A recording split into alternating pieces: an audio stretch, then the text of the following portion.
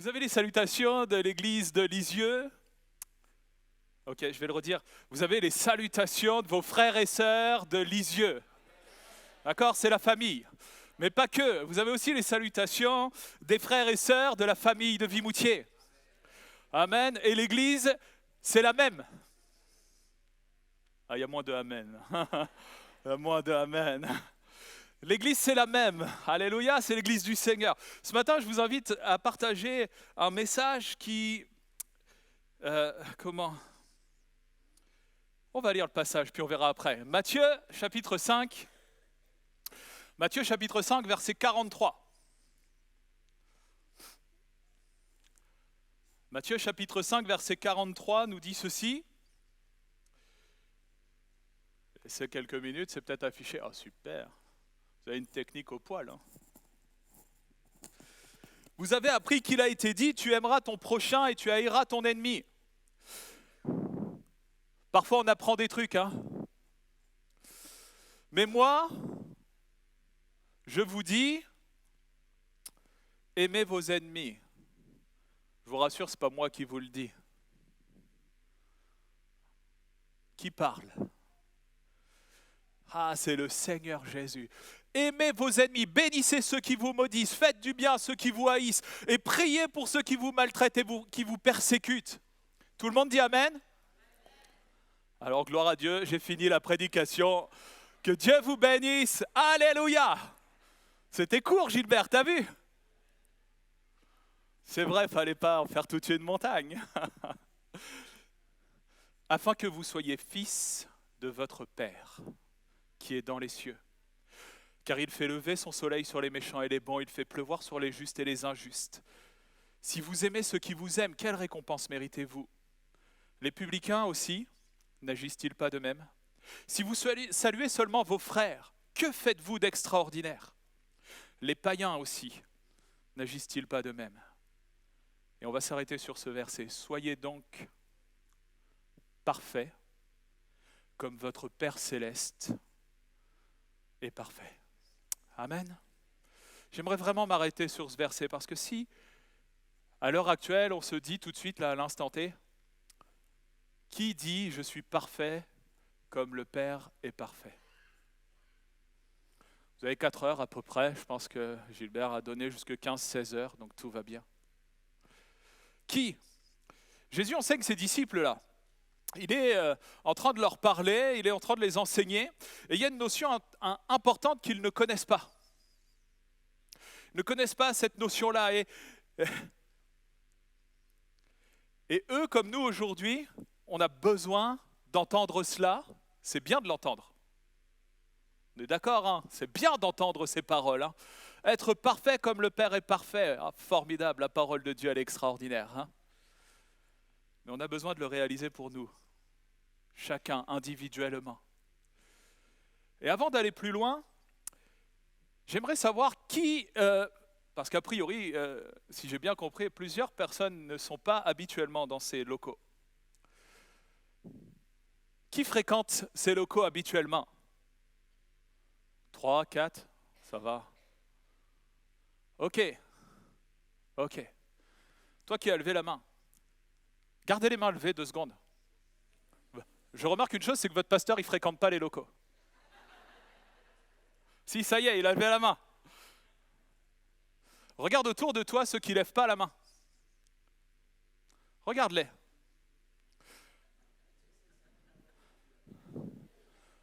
Il y en a qui ne lèvent pas la main autour de toi ? Dis-lui, je veux t'accueillir au nom de Jésus. Faites gaffe, ça vous engage. Ok ? Ok. Les disciples avaient besoin d'apprendre quelque chose d'essentiel, c'est d'apprendre à connaître le cœur même de Dieu. Le cœur du Seigneur, le cœur du Père. Ce cœur-là. Alors, est-ce à dire qu'ils n'avaient pas d'enseignement ? Est-ce à dire qu'ils ne connaissaient pas Dieu ? Est-ce à dire qu'ils étaient ignorants des choses de Dieu ? Non. Mais ils avaient été enseignés d'une manière. Mais Jésus est venu et a parlé d'une autre manière. La question, c'est est-ce que comme nous ce matin, nous avons été enseignés d'une manière ? Est-ce que si Jésus nous parle ce matin, nous sommes d'accord pour être enseignés d'une autre manière ? Ah là, il y a moins de amen. C'est pas facile de répondre. Vous me connaissez pas, les frères et sœurs, à les yeux, ils répondent maintenant, ils ont plus peur. Vous verrez. Jésus est venu instaurer la grâce. Il n'a pas banni la loi, mais il est venu instaurer la grâce. Si je dis que cette parole ce matin, soyez parfaits comme le Père Céleste est parfait, est vrai, que dites-vous? Pour chacun, pour nous, chacun pour nous dans le secret de nos cœurs. Que disons-nous de cette parole? Est-ce qu'elle est oui et amen pour moi? Les disciples vont vraiment apprendre au travers de ce que Jésus va leur dire ici qu'il y a d'autres manières d'agir, d'autres manières de penser, d'autres manières de faire, de réfléchir, d'agir. Vous avez appris cela, mais voici ce que je vous dis. Vous avez appris ça, voilà ce que je vous apporte. Un jour, quelqu'un a dit dans la parole de Dieu que l'Esprit du Seigneur serait répandu sur quelques-uns qui fréquentent 4 rue Cassard. Est-ce que c'est 4 déjà? Ouais, c'est 4. Sur toute chair. Toute chair. Et Jésus conclut cet enseignement-là avec ses disciples en disant « Soyez donc parfaits ». Il ne leur dit pas « Essayez donc d'être parfaits ». Il ne leur dit pas « Peut-être que vous parviendrez à la fin de votre vie à être parfait ». Il ne leur dit pas « Attends d'être parfait pour être à l'œuvre dans le service pour Dieu ». Il ne leur dit pas ça, il leur dit « Soyez donc parfaits ». Comme le Père Céleste, pas comme n'importe qui, mais comme le Père est parfait. Il y a une notion importante de connaissance du Père, connaître le cœur du Père. Alléluia. Je crois que chacun d'entre nous, on a vraiment besoin aujourd'hui de le connaître, de chercher à le connaître, à le reconnaître, à le voir, à avoir soif de ça. Parce que Dieu veut nous amener tous plus loin. Tous. Et c'est son église, c'est la sienne, c'est pas celle des hommes, c'est celle du Seigneur. Dieu a placé des hommes et des femmes, alléluia, et tu es là, c'est pas pour rien. Toi qui as levé la main, regarde encore parce que il y a du boulot pour toi. Le Seigneur t'appelle aussi.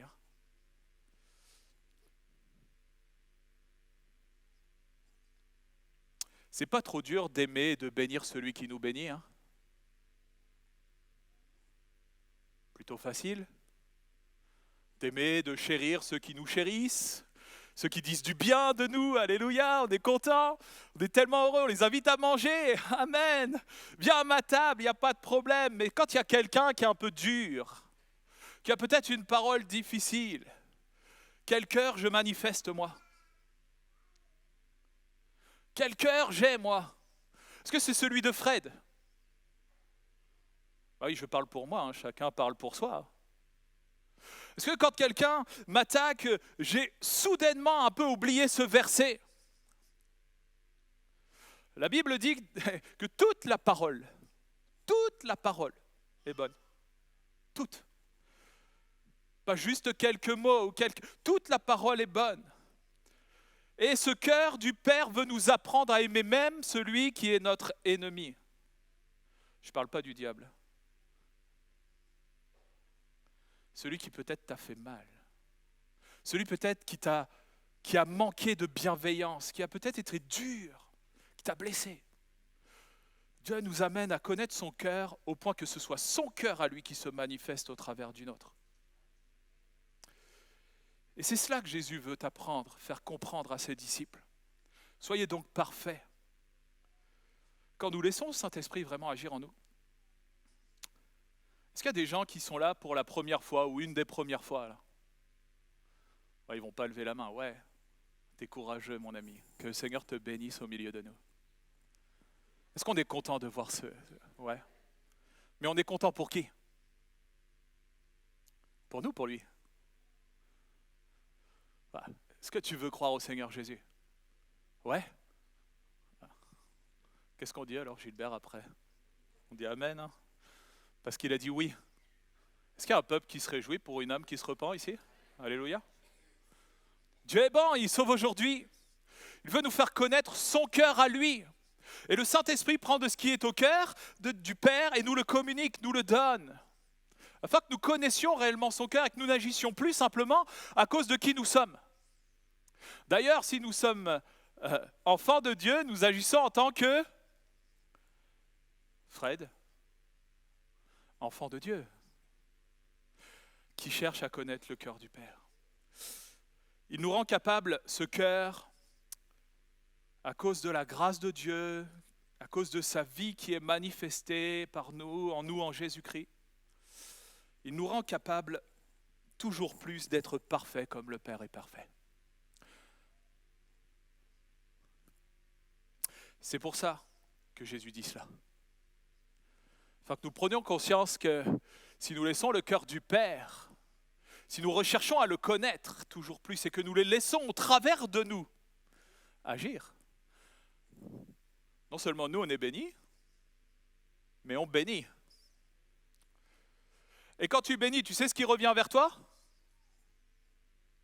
La bénédiction. Tu reçois, tu es béni, tu donnes, tu es béni, ça revient, tu es béni. Triple action. C'est pas qui se coule, hein. C'est la grâce de Dieu. Alléluia. Le cœur de Dieu. Apprendre à connaître, rechercher, avoir soif pour connaître le cœur de Dieu, c'est pas simplement « Seigneur, je t'aime, alléluia, j'ai été touché, c'est vraiment formidable, ce jour-là, tu as pardonné mes péchés. » Jésus n'est pas simplement venu pour que tu le rencontres. Et basta. Je veux te dire ce matin, toi qui es là au milieu de nous, peut-être il y en a plusieurs qui n'ont pas osé. Toi, tu es courageux. Mais je veux te dire que Jésus n'est pas venu simplement pour que tu le rencontres simplement. Et toi, fils, fille de Dieu, c'est pareil. Il n'est pas venu simplement pour qu'un jour, tu le rencontres et puis c'est tout. Mais il t'a donné, il a fait un cadeau. Le Père t'a fait un cadeau en la personne de Christ.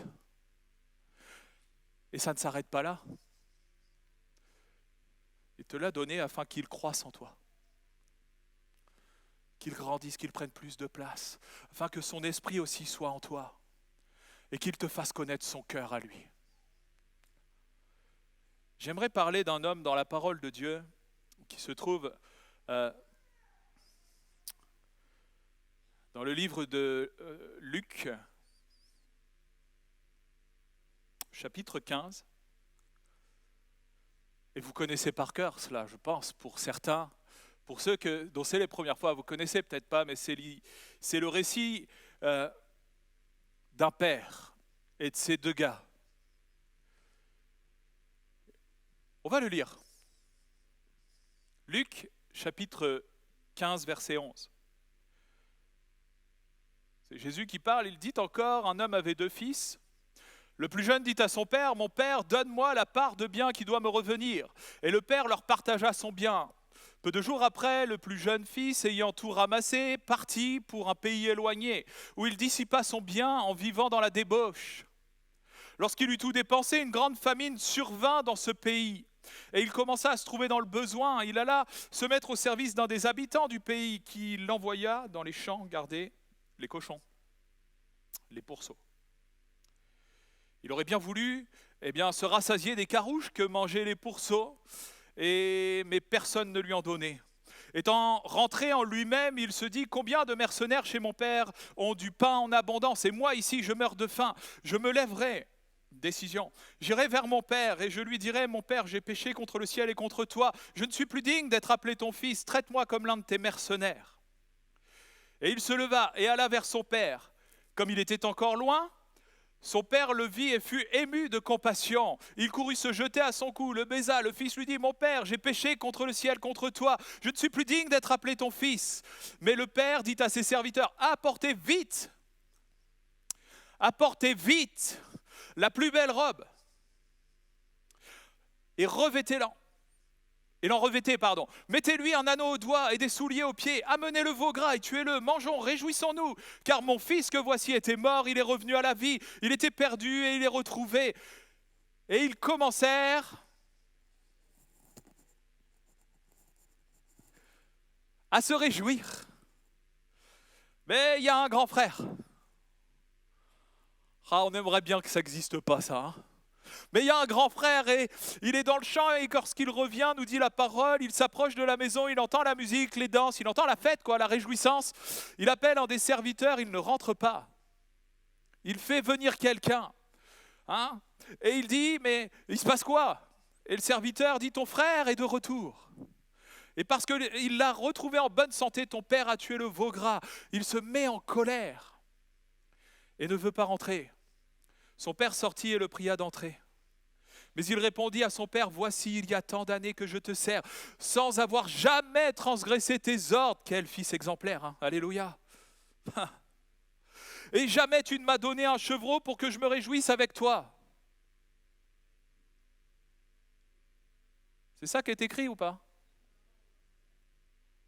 Le fils, il ne voulait pas se réjouir avec le père, mais avec ses amis à lui.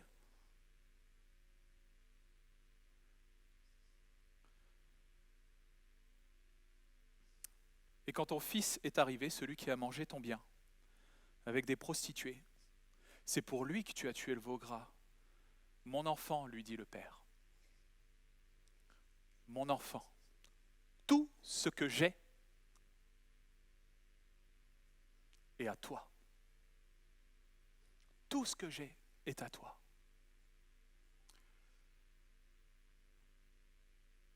Mais il fallait bien s'égayer, et on connaît la fin du texte. Elle s'adresse, cette parabole, on la fait souvent vivre dans des temps d'évangélisation.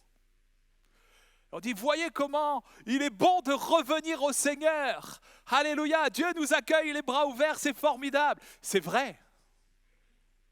Ouais, amen quand même, hein, c'est vrai.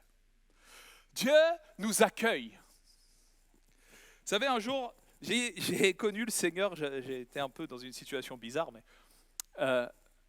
je suis venu à l'église, j'ai pris le baptême pour de mauvaises raisons.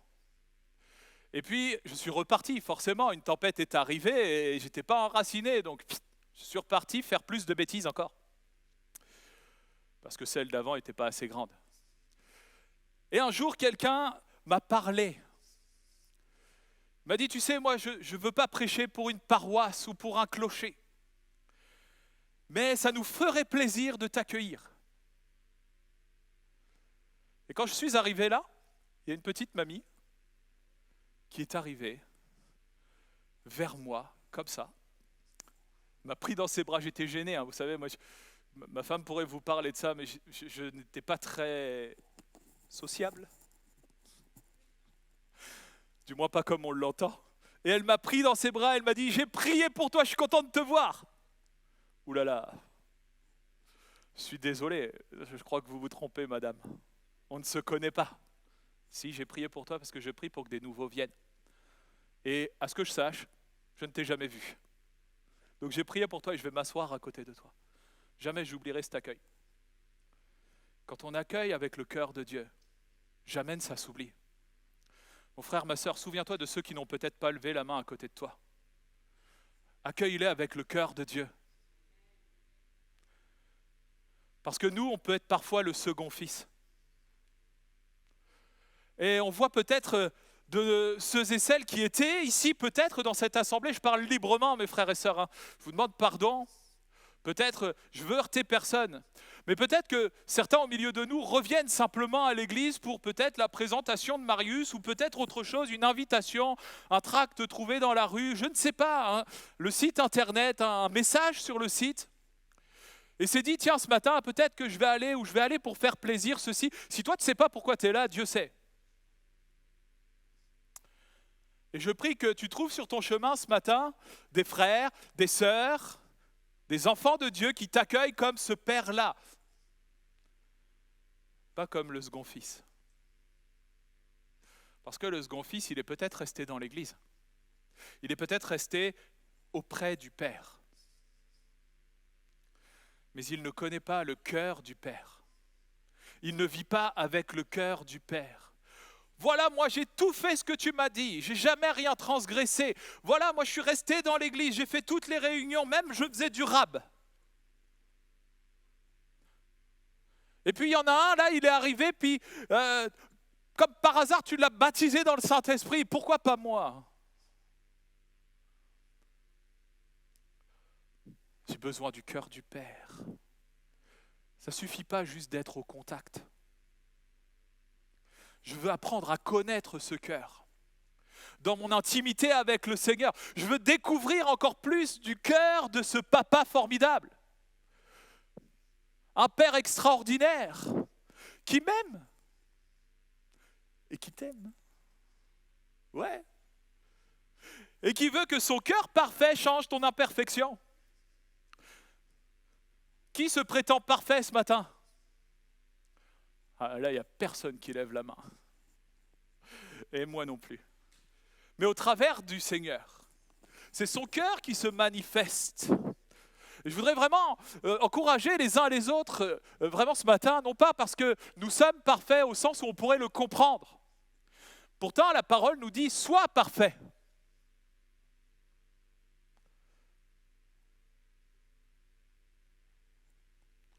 Le cœur de Dieu est parfait.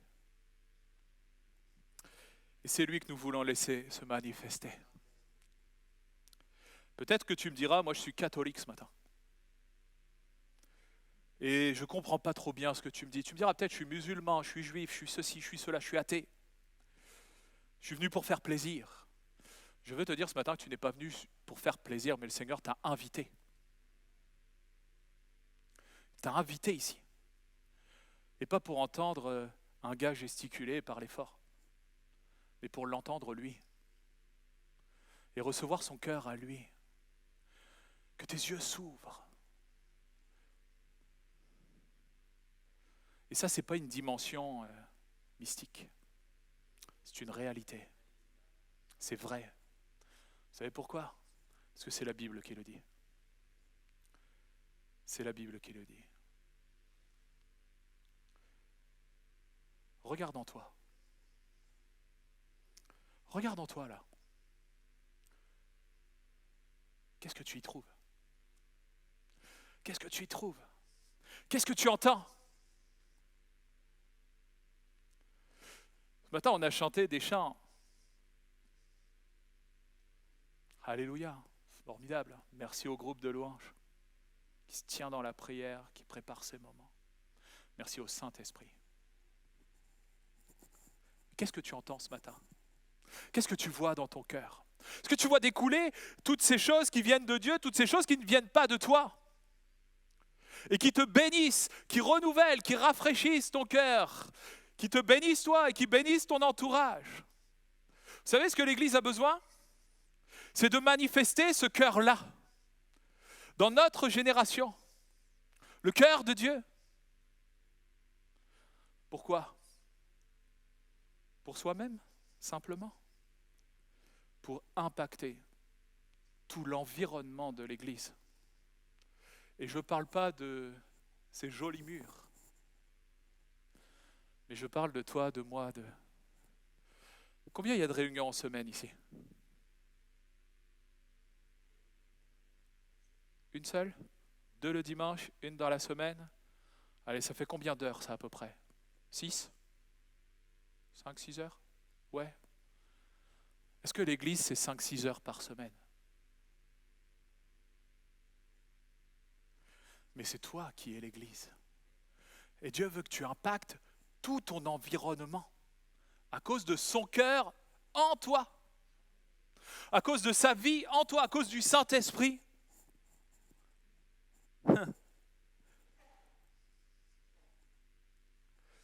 Il y a un état de cœur en particulier que j'aimerais m'arrêter et très rapidement parce que l'heure avance. C'est que Dieu a un cœur généreux. Je vais m'arrêter sur ce seul état de cœur parce que sinon on irait trop loin, il y en a plusieurs. Mais au verset 12 de notre lecture, il dit que le plus jeune fils dit à son père, « Mon père, donne-moi la part de mon bien qui doit me revenir. » Et le père partage son bien. Le cœur généreux de Dieu. Je crois que nous reconnaissons là le cœur du Père. Le Père qui donne, qui est généreux.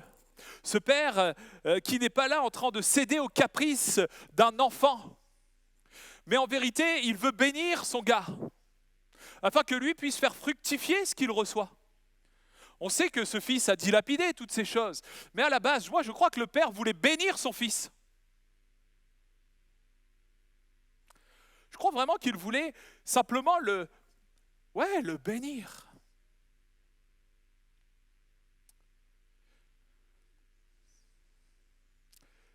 Le cœur du Père est un cœur généreux. Et je voudrais vous dire quelque chose, c'est que Dieu ne fait pas de cadeaux. Il a déjà fait le cadeau.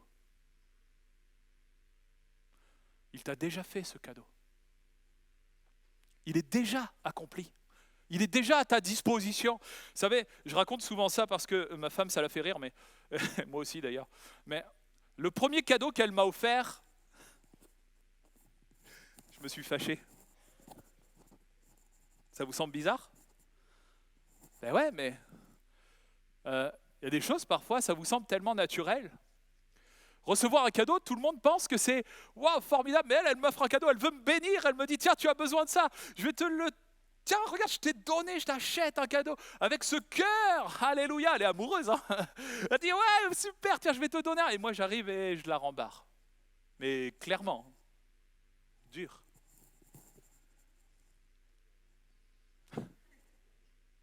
C'est pas bien. Hein. Mais comment savoir pour accueillir un cadeau quand vous n'avez pas eu de cadeau? Comment réagir? Comment accueillir? Comment se réjouir?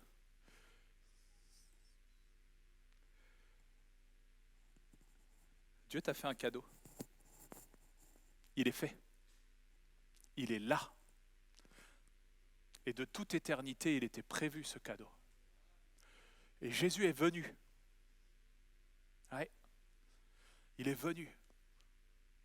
Parce qu'il a obéi au Père. Pour toi. Et pour moi aussi. Le Saint-Esprit est venu à cause de qui? À cause de qui? Qui a accepté Jésus ici? Alléluia! Tu as accepté le Saint-Esprit, il est dans ta vie. Souviens-toi de ceux qui n'ont pas levé la main. Ah, je vous avais dit qu'il faudrait travailler. Souviens-toi de ceux qui n'ont pas levé la main autour de toi. Bénis-les. Aime-les. Tel que le Père. Remarquez une chose. Le Père a ce cœur généreux pour donner des biens. D'accord? Il a partagé ses biens et les a donnés. Ok? Le Fils s'en va. Il dilapide tout avec des prostituées, avec tout ça. Au milieu de nous, peut-être qu'il y en a qui ont reçu des choses du Père, qui s'en sont allés. Et on sait qu'ils ont fait peut-être n'importe quoi. Ils ont dilapidé tout ce que le Seigneur avait donné. Parfois, il y avait des dons. Et on se dit, mais quel gâchis! Et aujourd'hui, ils sont là. Mais comment nous, on les accueille? Est-ce qu'on a le cœur du Père? On court vers eux, on les prend dans les bras. Alléluia! Avant même que eux nous voient, on était vers eux à cause de ce cœur du Père. Je voudrais vraiment vous faire remarquer que le Père ne s'est pas contenté simplement de donner des biens.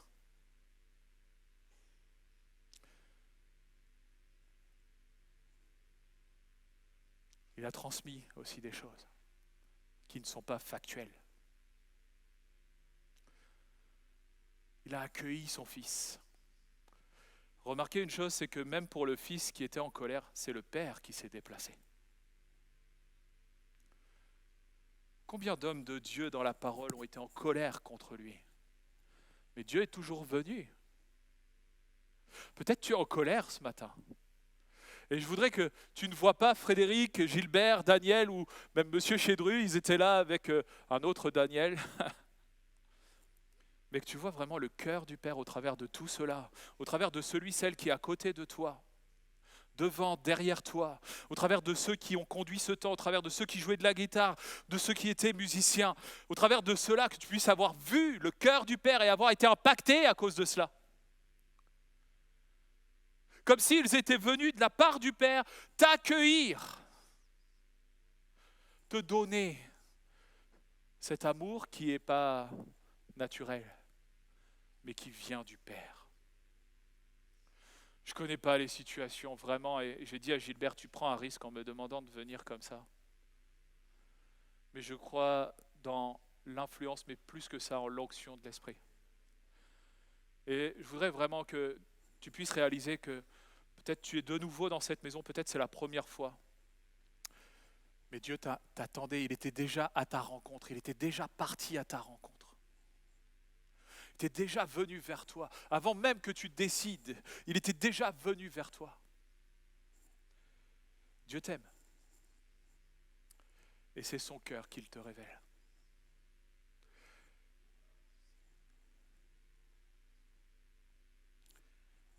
Demande-lui ce qui t'est réservé. Ah, moi non, hein, pas comme ce fils-là. Moi, je ne suis pas comme ça. Je ne suis pas un mauvais bougre, moi, je ne vais pas demander mon héritage, mais Dieu te le donne. On l'a chanté. Demande-lui tout ce qu'il a pour toi. Il a des trésors extraordinaires. Et son cœur est vers toi, tourné vers toi.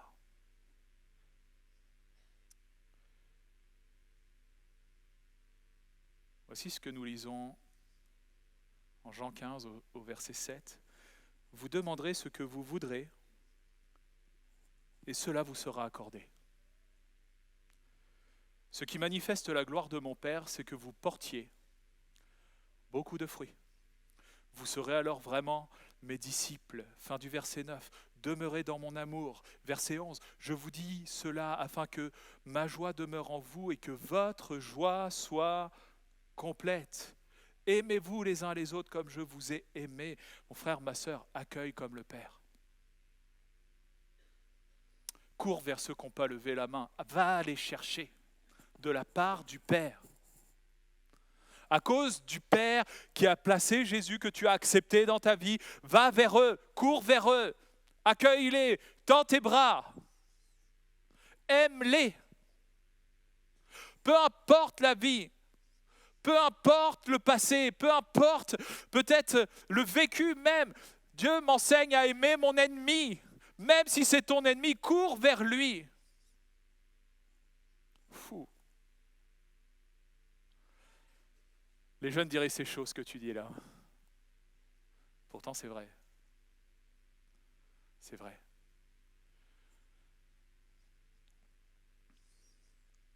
Je vous ai fait connaître tout ce que j'ai appris de mon Père. Ce n'est pas vous qui m'avez choisi, mais c'est moi qui vous ai choisi. Je vous ai établi afin que vous alliez, que vous portiez du fruit et que votre fruit demeure. Alors ce que vous demanderez au Père en mon nom, Jésus, il vous le donnera. Ce que je vous commande, c'est de vous aimer. Alléluia, l'amour du Père, l'amour du Seigneur. Il donne afin de propager. Demande au Père ton héritage. Le Père va te le donner pour bénir autour de toi, pour impacter autour de toi. Que le nom du Seigneur soit béni. Que faisons-nous de ce qu'il nous donne? Que fais-tu de ce qu'il t'a donné? Que fais-tu du cadeau qu'il t'a déjà fait? Vas-tu l'accepter et continuer de le laisser croître en toi? Vas-tu peut-être laisser des raisonnements cacher le cadeau? Des pensées voiler la véritable identité du cadeau? Vas-tu vraiment laisser le Seigneur décider ce matin de te lever et d'aller vers le Père? Peu importe, je rappelle, ta vie. Peu importe ce que tu as pu faire. Ce matin, il y a une parole forte qui a été donnée par l'Esprit Saint. Précise. N'aie pas peur, parce que, comme Gilbert l'a dit, tu seras accueilli avec le cœur du Père. Ouais, il y a une église qui dit amen à cela. Accueille ton frère, ta sœur, c'est formidable. Accueille ceux que tu ne connais pas, extraordinaire. Mais accueille aussi ceux dont tu sais qu'ils ont peut-être mal agi, mais qui reviennent près du Père. Accueille ceux qui t'ont peut-être froissé, blessé. Et tu vas voir que ton amour va bouleverser le cœur, celui que tu laisses traverser par toi. Être parfait comme le Père est parfait. Je vais m'arrêter maintenant. Mais je ne vais pas m'arrêter sans que nous puissions fermer nos yeux. Et je ne suis pas un gars émotif. Et ne voyez pas ça comme de l'émotion, mais j'ai vraiment à cœur de pouvoir vous proposer dans le secret, dans le silence, cette opportunité de pouvoir dire « je me lèverai ». Je me lèverai et j'irai vers le Père. Sans avoir peur de ce que le Père va te dire. Parce que quand le Fils est revenu, il est arrivé en disant ce qu'il avait convenu de dire. Et il a dit au Père ce qu'il avait convenu de dire en son cœur, mais le Père a changé sa condition. Il lui a donné un vêtement nouveau. Il lui a donné un anneau devant tous. Il a mis des souliers à ses pieds. Et peut-être que ce matin, au milieu de nous, il y en a qui reviennent au Père, ou qui viennent au Père. Peut-être peux-tu décider de dire « je veux me lever ». Je veux me lever. Peut-être simplement lève ta main à ta place.